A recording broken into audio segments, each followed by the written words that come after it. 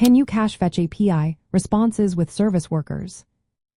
Imagine being able to load your web page faster and even access data offline. Sounds great, right? Well, with service workers, you can do just that by caching responses from fetch API calls. Let me explain how it works. A service worker runs in the background, separate from your web page. It acts like a programmable middleman between your website and the internet. When your page makes a fetch API request, the service worker can listen for that request through an event called the fetch event. This means it can decide what to do with each request.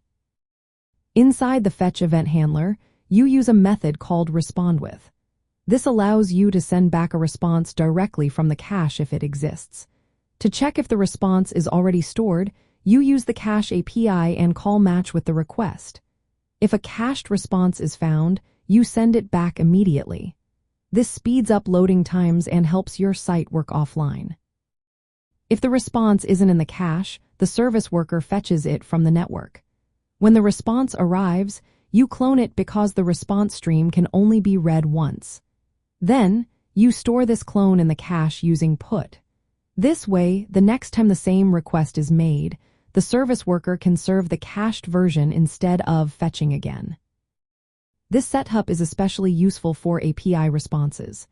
You can target specific API endpoints by checking the request URL inside the fetch event. If the URL matches your API pattern, you try to serve from cache first. If it's not there, you fetch from the network, cache the new response, and then send it back. This approach makes your app faster and more reliable, even when the user is offline. Remember, caching responses from the fetch API is straightforward with service workers.